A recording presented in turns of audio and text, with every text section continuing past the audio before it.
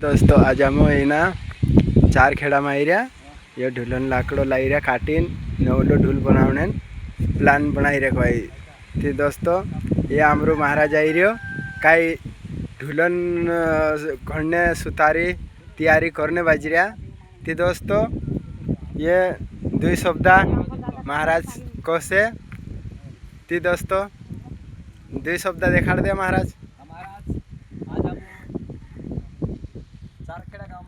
चारखेड़ा गाँव में कि ये कई ढुलन लाकड़ो काटी लाई रिया कि महाराज हम काटी कई मालूम भी नहीं बाकुन का कि काट लाई तो पूरा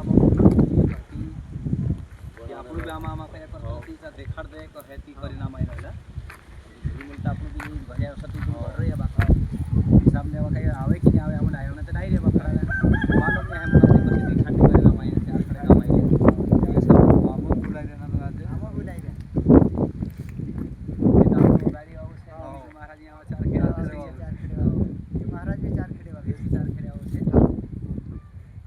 ते कांगो थला है महाराज लाकड़ो यो देवला ते कतरा दहाड़ाम तैयार कर देसु मिस्त्री जोड़ जासे ते चार कतरा दाड़ा तैयार करे छ मिस्त्री काजे मालूम अंति। दोस्तों अगलो वीडियो आपण देखता रसु कहा कि आपण अगलो वीडियो भी अपना चैनल पर आवसे ती इना यहाँ गथो एरो वीडियो अभी देखाड़सु यहाँ गथो हम वीडियो एरो समाप्त करजे।